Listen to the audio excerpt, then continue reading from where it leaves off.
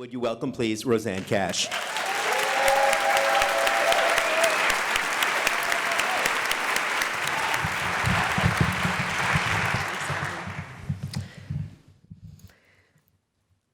When I was a kid, my dad brought me to New York City many, many times. He loved the city, and so did I. We always stayed at the plaza, and we took carriage rides in the park.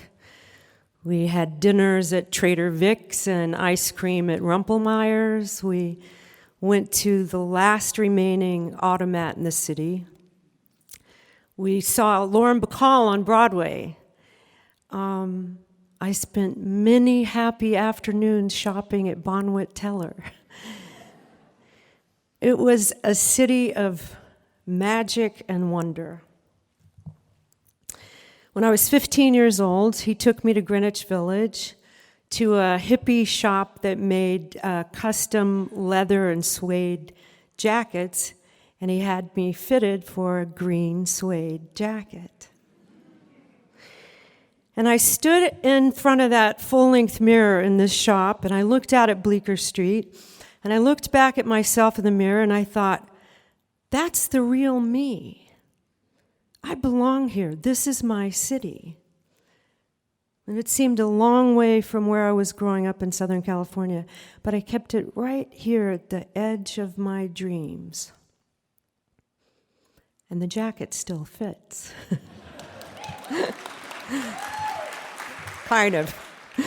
Almost. 20 years later, I was living in Nashville, and I had just come off a really big record called King's Record Shop.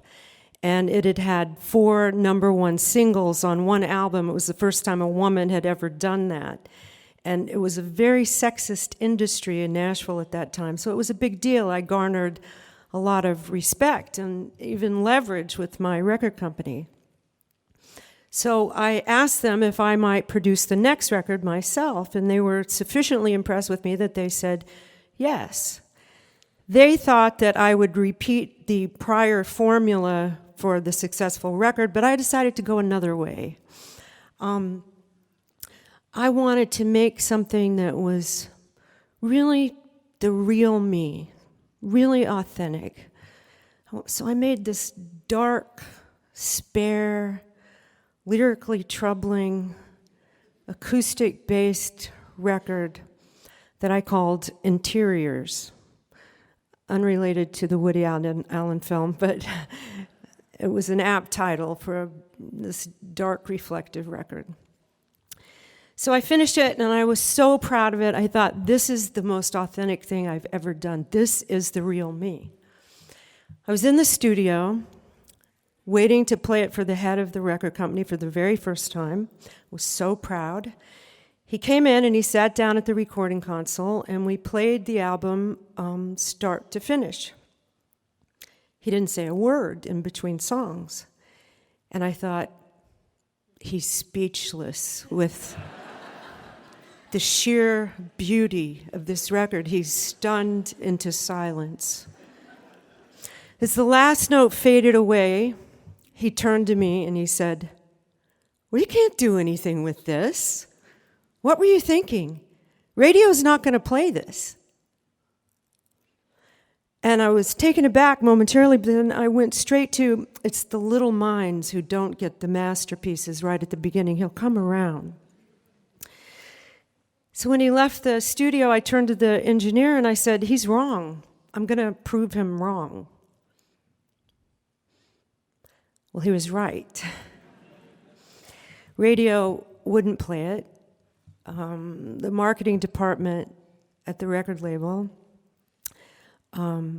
dropped it after a few weeks. They wanted nothing to do with it. I was devastated. It turns out they didn't want the real me. They wanted the successful me. I was somewhat heartened by the reviews. There was a review in Rolling Stone that said it was a deeply troubling record. But they gave me 4 stars. The Village Voice said it was a divorce record. It turns out he was also right, and the next year I got divorced. It was then that I started to think about New York. It was still right here. And it wasn't long before I packed the green jacket and moved to the city. That was 1991. So far from being the city of magic and wonder of my youth, Bonwit Teller was closed, Automat was gone. Everything fell apart in my life in the most spectacular way. I was broke. An unscrupulous sublessor scammed me out of a year's rent. I was mugged in the Jack and Jill Deli on Carmine Street. A homeless guy threw a rock at the back of my head and hit me square in the back of the head. But the worst part was that my kids weren't doing well. My 3-year-old daughter in particular was very anxious. She was so anxious that I had to go to nursery school with her every day and sit there all day long so that she would feel comfortable enough to stay. It was mind-numbing.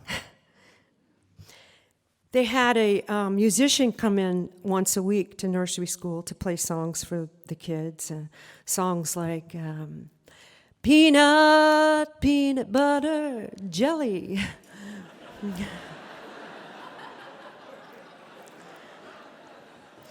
And I would sit there glazed over. And one day he came in and he couldn't get his guitar tuned, and I felt my old self kind of rising up in me, the musician self who knew something about something that was going on.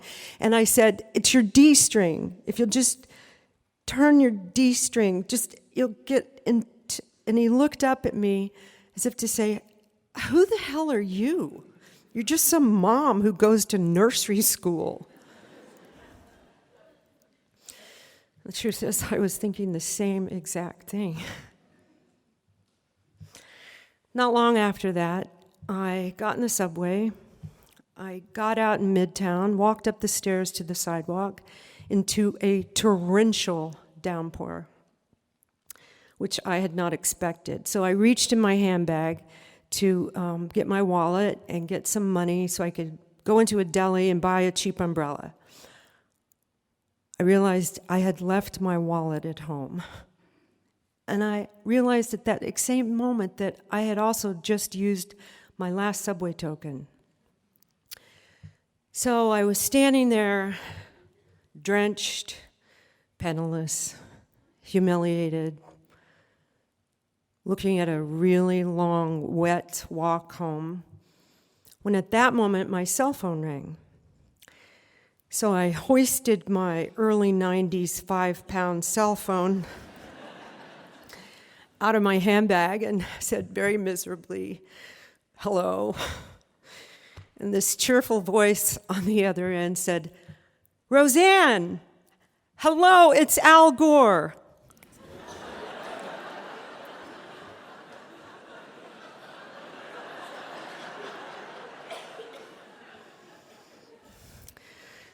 Mr. Vice President, hello, how are you? Nice to hear from you. He said, "I know it's last minute, but I'm in the city, I'm at the Regency. I just wondered if you had time for lunch. I wanted to ask you if you'd perform for my environmental group as we head off to South America. It was so great at the conference you did last time. You know, do you have time to come over and talk about it, do a few songs at that conference?" And I thought quickly, could I walk to the Regency, get there before mid-afternoon without looking as if I had drowned? I could not. I briefly considered asking the vice president to meet me on the street and pay for my taxi. I thought it might be inappropriate. So I made up an excuse to avoid having lunch with the Vice President of the United States to talk about saving the planet. And after I hung up, it was then that it hit me. This was my New York. This was the New York who would kick your ass until the real you showed up. Because it really wanted the real you. And it would keep at you until it got it. This was the New York who would give you humiliation in one hand and a tremendous gift in the other, and you had to take them both. You couldn't have one without the other. This was the New York I wanted and didn't even know. This was the New York where you would stand penniless, drenched, with the Vice President of the United States on the line.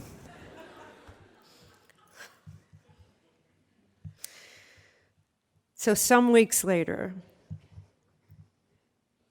I got in a taxi, and the taxi driver, as he pulled away from the curb, without even looking at me, very matter-of-factly, he said, "Rosanne Cash, I reviewed interiors for Rolling Stone."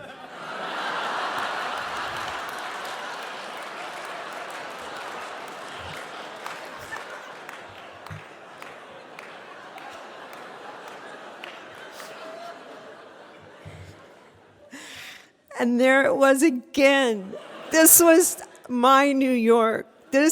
My taxi driver who wrote these words that I had clung to, that meant so much to me, about a project that meant so much to me. And here we were in our New York together.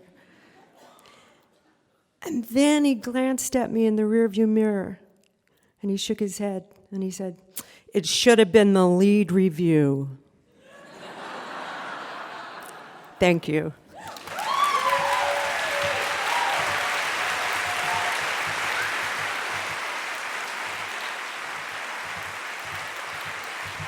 Rosanne Cash. Rosanne Cash.